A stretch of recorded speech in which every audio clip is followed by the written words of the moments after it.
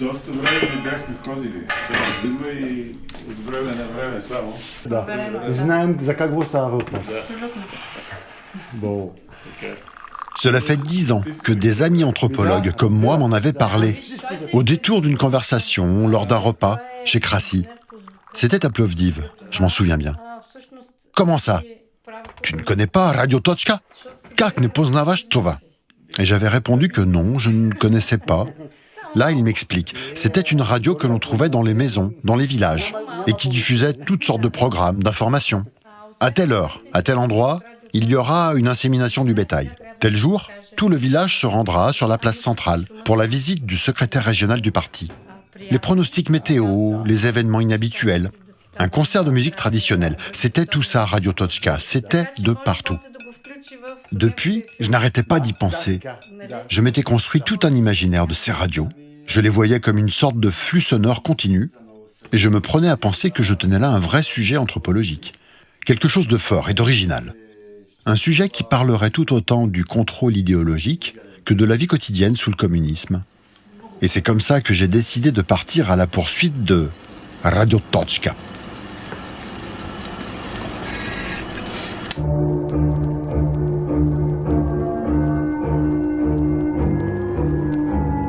À la poursuite de Radio Точка, épisode 1. Comment ça?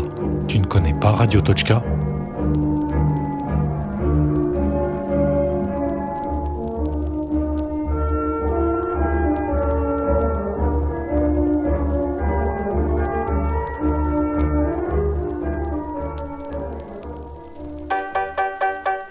Sofia, Bulgarie, 10 ans plus tard. Vous pourriez penser que c'est ici et maintenant que commence cette enquête. L'arrivée sur le terrain, comme on dit en anthropologie, est le résultat de tout un processus. Il y a d'abord une idée, parfois juste une intuition, et une question qui mûrit peu à peu. Comment se naît le communisme en Bulgarie?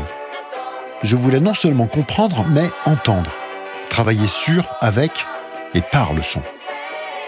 C'est ainsi que j'embarque le créateur sonore Raphaël Cordray dans cette aventure, et que l'on se retrouve tous les deux dans la capitale bulgare, par un beau matin de mai.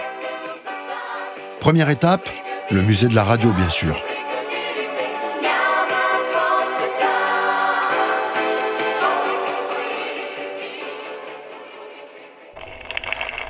Алло, добър ден. Por favor, cierre después de entrar.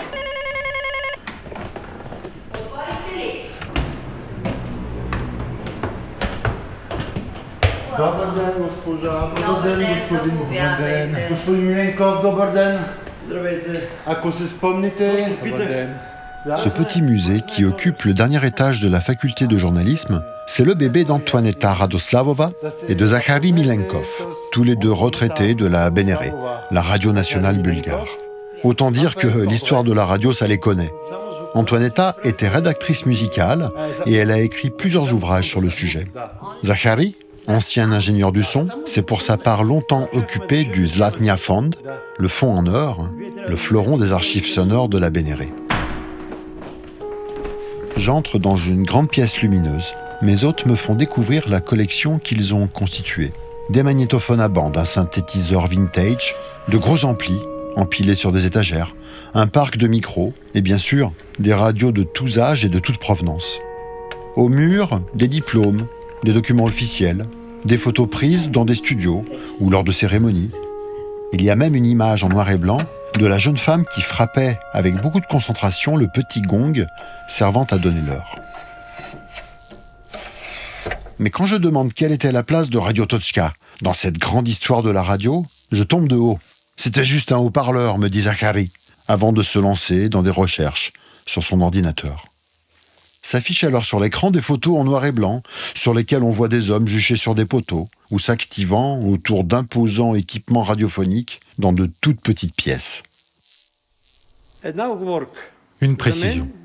Pour moi et ma collègue, que les programmes que l'on faisait soient câblés ou hertziens, ça n'avait aucune importance. C'est un programme radio et le nœud de base est le studio. Dans ce dossier, radification filaire, classé par ordre alphabétique, au début on trouve Biala Slatina. On suppose que tout est parti de là-bas. Dans la même localité de Biala Slatina, qui se trouve au nord de la Bulgarie, on crée la première radio filaire. Ils ont un atelier pour l'entretien et la réparation. Et on voit les radios, les techniciens.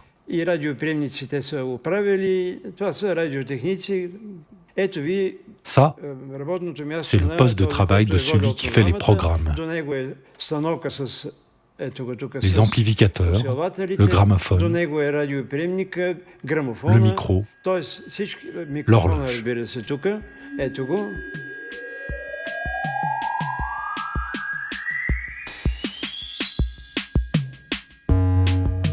C'est donc ici, dans cette petite ville, non loin de la frontière avec la Roumanie, qu'aurait commencé en 1948 la radiofication du pays, selon le terme technique officiel de radioficația, avec l'installation de ce que l'on appelle littéralement des nœuds radio, radiovăzli.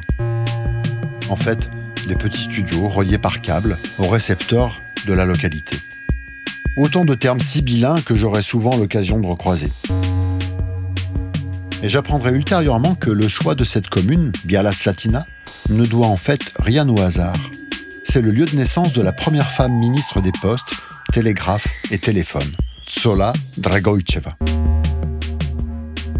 Et comme si le technicien et la journaliste se complétaient, Antoaneta puise quant à elle dans ses souvenirs d'enfance pour parler de Radio Točka. Ce que je sais sur les radios Točka, j'étais petite, dans les années 50, j'allais chez mes grands-parents à Razgrad, au nord-est de la Bulgarie, près de Russe, et dans leur maison, il y avait une radio Točka.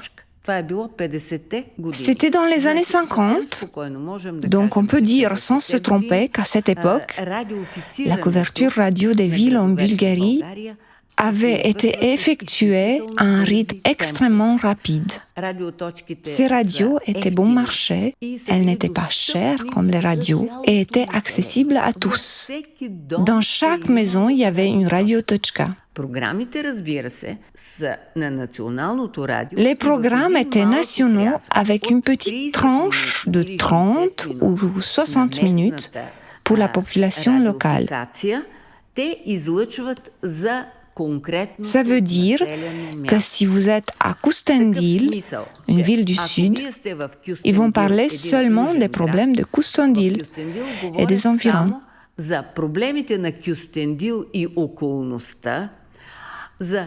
Les écoles, les décisions municipales, tout ce qui concerne la ville et ses environs.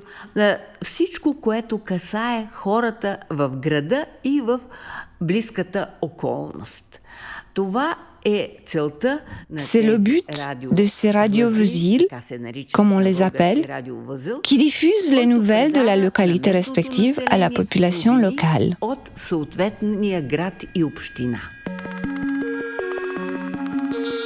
Au fur et à mesure de cette discussion très riche autour de tous ces souvenirs radiophoniques, je reste cependant un peu sur ma faim. Mes hôtes ne semblent pas vraiment intéressés par cette Radio Točka, probablement trop basique et triviale. D'ailleurs, dans son livre pourtant très complet sur la radio socialiste bulgare, la spécialiste de l'histoire des médias Viara Angelova n'en fait mention que dans un très bref chapitre, consacré à un obscur bulletin, d'abord appelé Radio Vözel, puis rebaptisé Propagande radio locale, qui sera édité de 1958 à 1989. On peut lire sous la plume de Viara Angelova qu'en 1969, il existait 3700 studios locaux dans le pays, animés par des personnes issues de l'intelligentsia locale, des chroniqueurs souvent amateurs qui adoptaient néanmoins le langage idéologique et bureaucratique. Viara Angelova parle aussi à leur sujet de communautés radiophoniques fermées, éloignées de Sofia et qui avaient leurs spécificités. Bref, je comprends deux choses. Le sujet est quasiment inexploré à ce jour. Ça veut dire que tout reste à faire, mais également que j'ai toute liberté.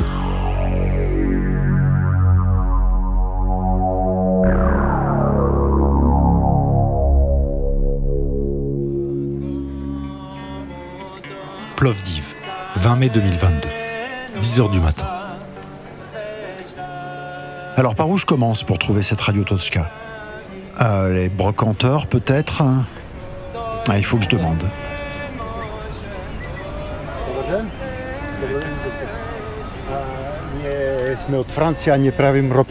Bonjour, nous sommes français et nous faisons une enquête sur les anciens matériels techniques bulgares.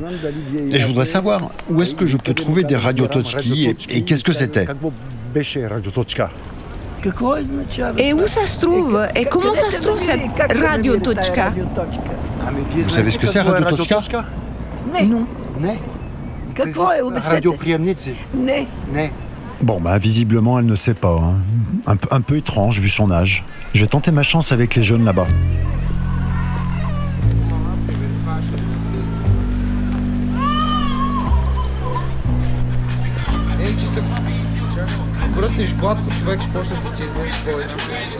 Сега искам да ви попитам, знаете ли какво е радиоточка?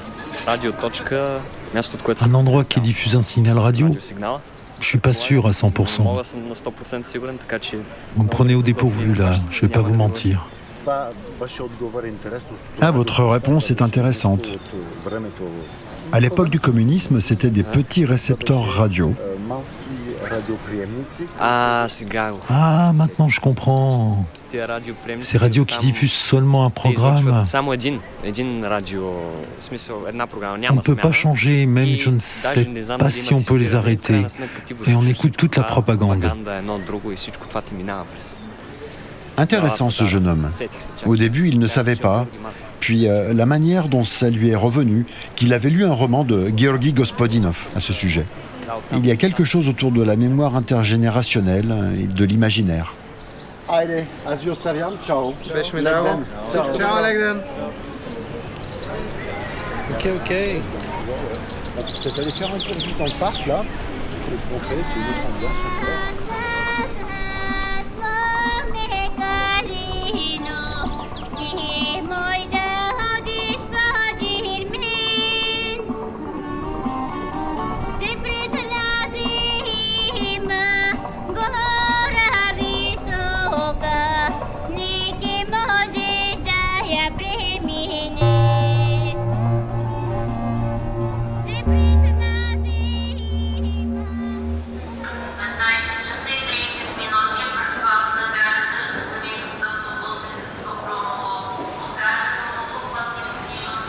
J'ai fait un entretien dans le parc central avec un couple de retraités qui me dit que je peux trouver des radios Toczka vers la gare, la GP Garda, les gares de chemin de fer, chez un marchand de choses anciennes. Donc je vais à la gare et c'est dans le souterrain qui passe sous les voies. Et là je demande à un marchand de montres qui me dit moi j'en ai pas là, mais vous allez pouvoir trouver là ce genre bordure, Buklouk. Il y en a un qui vend qui est Buklouk Gir, c'est le professionnel des ordures. Il me dit là vous allez trouver peut-être ce qu'il vous faut, c'est un peu Tsiganska Rabota. Voilà, c'est un peu du travail du gitan. Et donc je demande à l'homme en question, je trouve sa boutique dans le souterrain, et lui me dit qu'il n'en a pas, qu'il faut aller voir chez les antiquaires.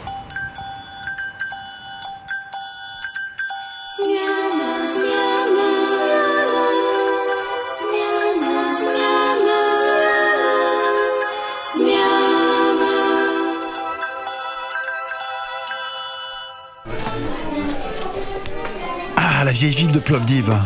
Des boutiques pleines d'objets en céramique, de vêtements traditionnels, des livres anciens, des artefacts du socialisme. J'ai même vu des timbres à l'effigie de Staline et d'Hitler. C'est sûr, ici, je vais trouver.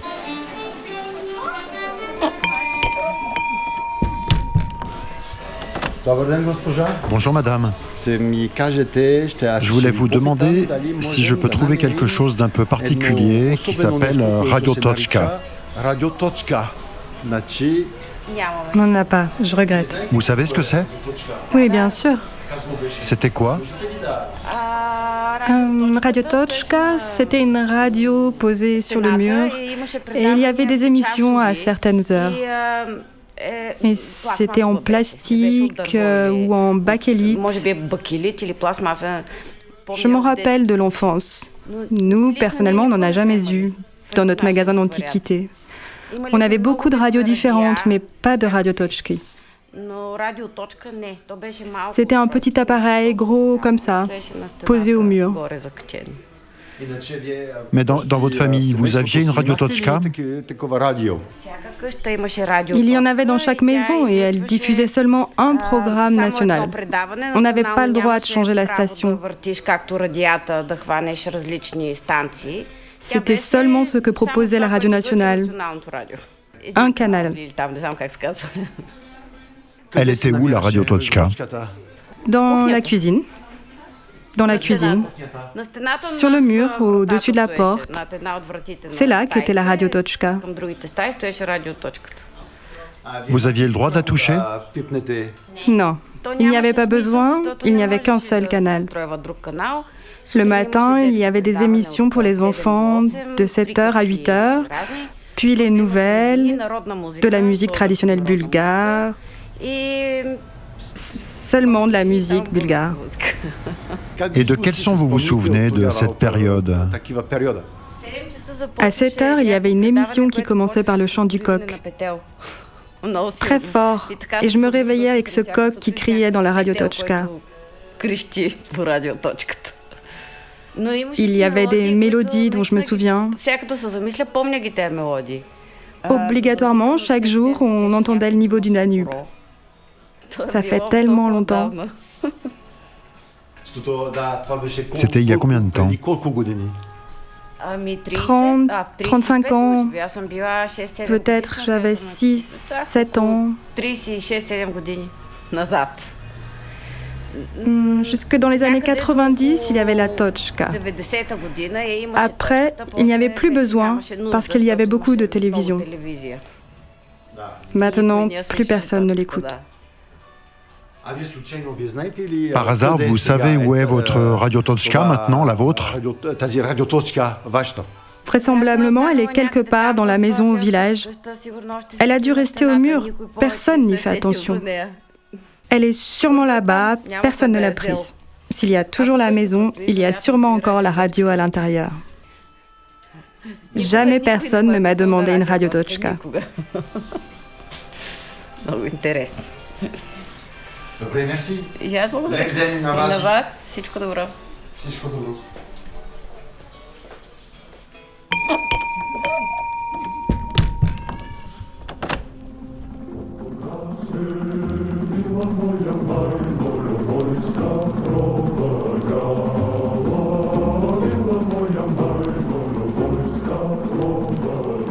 Que reste-t-il de Radio Toczka? Quelle était sa portée auprès des gens? De quoi est faite la mémoire? De quels sons, quelles voix, quelles ambiances, quelle musique?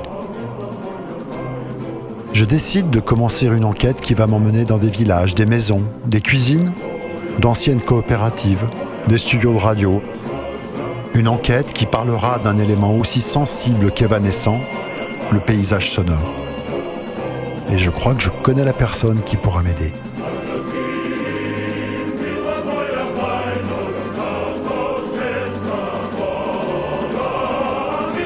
C'était À la poursuite de Radio Toczka, un feuilleton ethno-radiophonique signé par Olivier Givre, recherche, écriture, prise de son, traduction, voix, et Raphaël Cordray, réalisation, prise de son, montage, mixage, musique et voix. Doublage, Annie Cordray, Aurélie Darbouret, Damien Faure, Dušan Kazik, Rodika Paushan, Christo Popov, Ekaterina Shakarova, Maria Stoeva. Une création réalisée avec le soutien de l'Université Lumière Lyon 2, Direction Sciences et Sociétés, Recherche et Études doctorales, le programme de soutien aux sciences partagées du CNRS Sciences humaines et sociales, l'École française d'Athènes, l'UMR EVS CNRS 5600. Avec le concours de la compagnie Microphone Création Sonore, la radio nationale bulgare, la Fabrique des écritures ethnographiques, Radio France Internationale, Réseau Créabalk Creative Balkan. Les auteurs remercient toutes les personnes rencontrées lors de cette enquête et celles qui ont soutenu cette aventure. Et plus particulièrement Meglena Sladkova, Marina Choliak, Zdravko Gorgiev, Svilen Kostadinov, Krasimira Krastanova, Velizar Isaev, Claire Mandon, Zairi Milenkov, Rumiana Nikolova, Anton Orouch, Anna Papuchieva, Maya Pelovska, Boris Petrik, Antoaneta Radoslavova Doicheva.